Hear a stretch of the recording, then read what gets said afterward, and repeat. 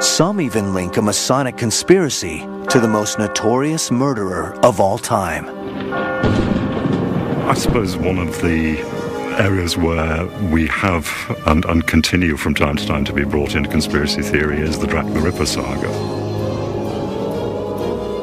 In 1888, 5 women were knifed to death in the streets of London. Their throats slit, bodies mutilated, internal organs removed. And though these deaths took place in London, the assassin was never identified. For a few conspiracy theorists, the methods of Jack the Ripper point to the Masons. At 1:44 a.m. on the 30th of September 1888, the body of Catherine Eddowes was found in a corner of Mitre Square. The mutilations to her face and to her body were fairly extreme. People have since linked on to a possible Masonic connection to this. Firstly, 2 inverted V's were cut onto her cheeks. Some people have claimed if you put those 2 V's together, you would actually get an M denoting a Mason. Secondly, half her apron was removed, and obviously the link to aprons and Masons is obvious. Thirdly, the name Mitre Square, well, people are saying obviously the mitre and the square both being Masonic symbols.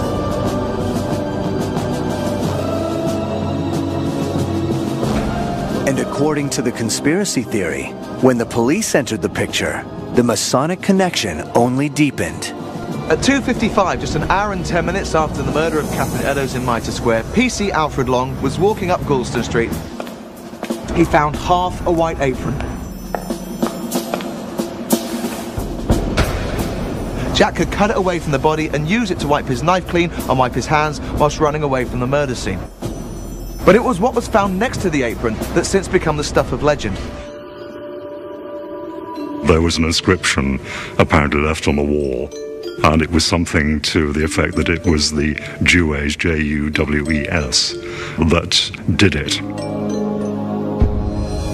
In the American Masonic rituals, there is in one part of one of the ceremonies reference to a group of 3 people who were titled Jubilo, Jubilar, Jubilum.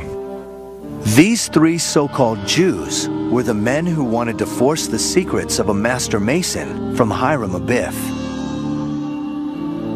What's more, when the inscription was discovered, it was promptly destroyed on the orders of a Freemason. The key thing which was supposed to be it, and it's where the one Freemason who was involved, the Commissioner of the Metropolitan Police. The charge is that Police Commissioner Charles Warren, himself a Mason, had the inscription removed to cover up evidence of a Masonic involvement.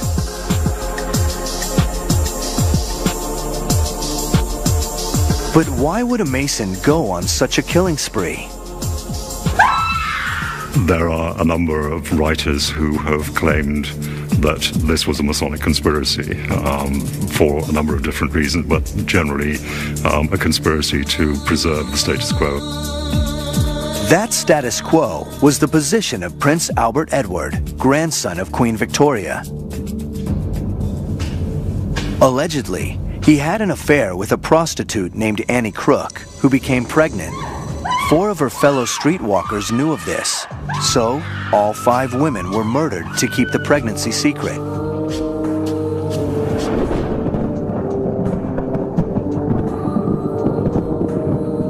And the man who supposedly did it, Dr. William Gall, was the Queen's private physician. He was also a Freemason. Did a royalty-connected Mason surface into the public spotlight just long enough to protect a friendly prince? Is this how they operate, and why they've endured for so long? Freemason legends portray the craft as quietly existing for thousands of years.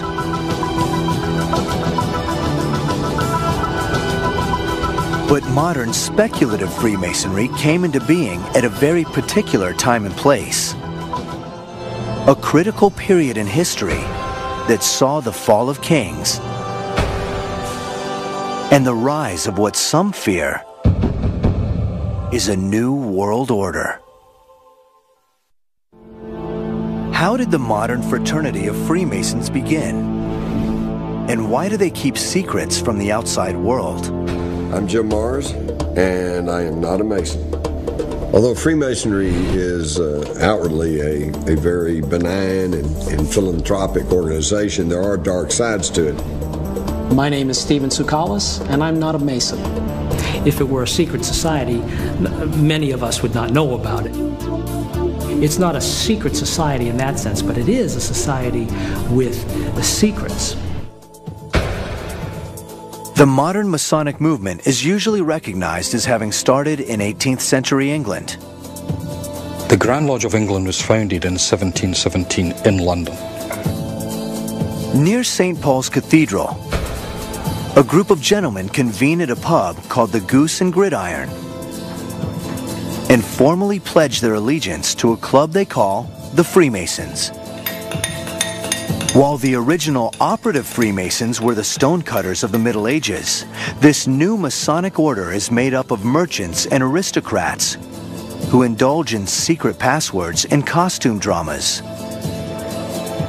They call themselves speculative Masons, who discuss progressive ideas and speculate on the meaning of life. What happens in 1717 is still relatively mysterious.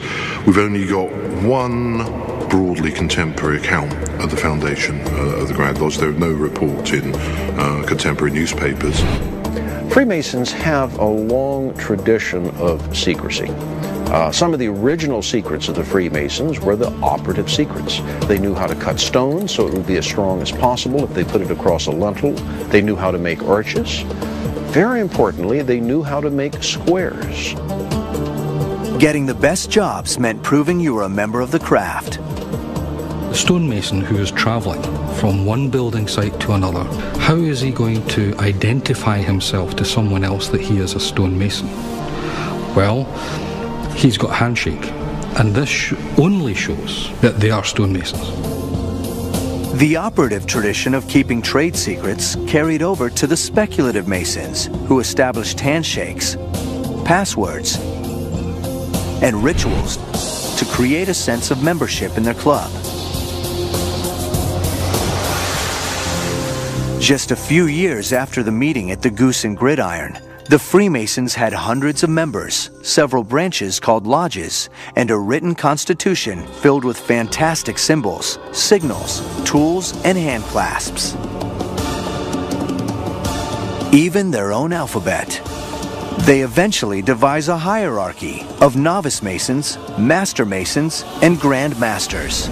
3 levels called degrees, each one reached through a secret initiation and rewarded with a password that members swear never to reveal under penalty of death. New members are never asked to join. They must do the asking, and they are approved by secret ballot. A white ball for a yes vote, a single dark stone means exclusion. It's the origin of the term blackball. Tools of the builder's trade become symbols of the order. Speculative Freemasonry was formally established in 1717. But some claim the craft goes back well before that meeting at the Goose and Gridiron.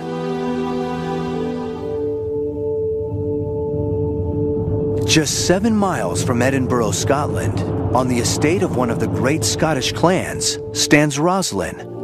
For 500 years, one of the most intriguing churches ever built.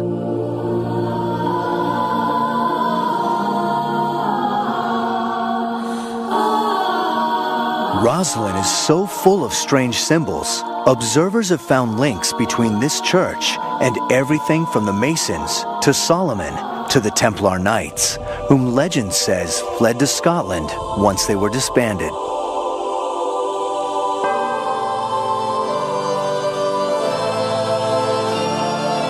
These 2 columns are supposed replicas of pillars the Templars found in Solomon's Temple.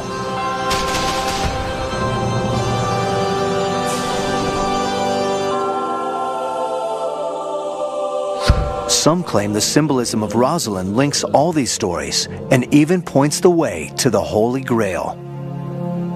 But it's all speculation. In an age of uncertainty, we seek certainty. Rosalind is not about certainty or putting something in a neat little box that everyone can say that's for sure what it is. That is not the point. It is a personal challenge for us to decode this building. I've studied this certainly 40 years. I have to say that the place is as big a mystery to me almost as it was when I first began as to why it was built. It is a total mystery.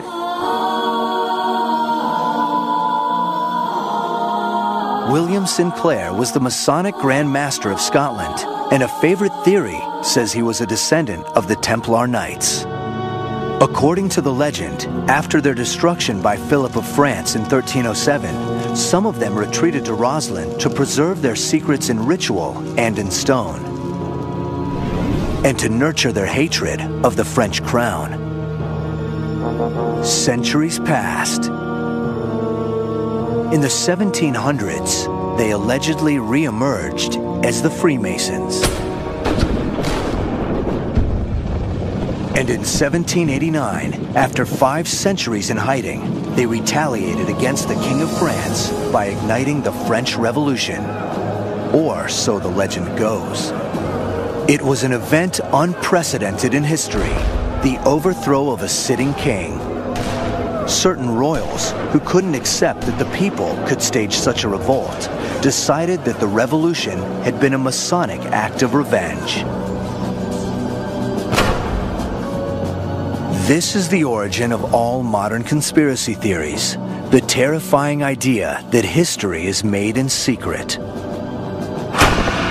There's something in us that desires to belong to the inner ring, that circle that believes in certain secrets of which the outside is not privy to. If you can build a conspiracy theory about Jews or Freemasons or Catholics or humanists or any group, you're starting to make sense of a chaotic world because there's an invisible, hidden hand that's secretly operating everything, and that has a certain psychological appeal. But the conspiracy theories don't end with France.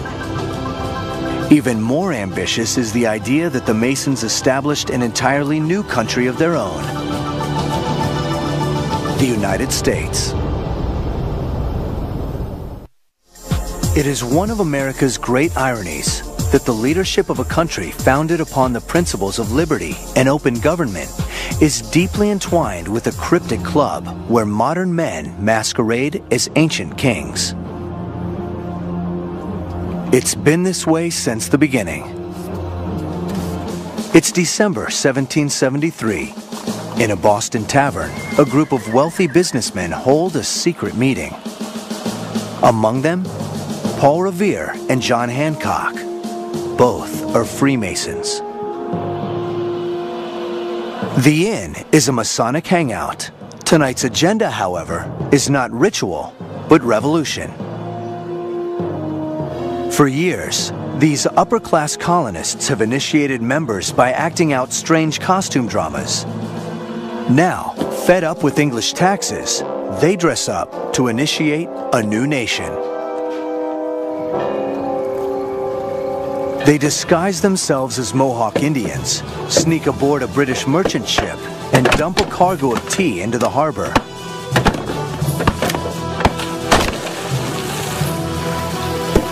This act of sabotage becomes known as the Boston Tea Party. Citizens are burned up about unfair taxes. They're going to take the tea and throw it in the harbor, and of course it's widely held to be a Masonic event. 2.5 years later, John Hancock and his brother Masons formally declare America's separation from Great Britain. At least 9 and perhaps as many as 50 Masons signed their names to the Declaration of Independence. Without the Masons, there may never have been an independent America. Yeah, I think you could safely say that modern society would have been very different in its culture, in its aesthetics, in its outlook, if we hadn't had Freemasonry developing in the way it did in the 18th century. But conspiracy theory holds that this government is not just dominated by Masons,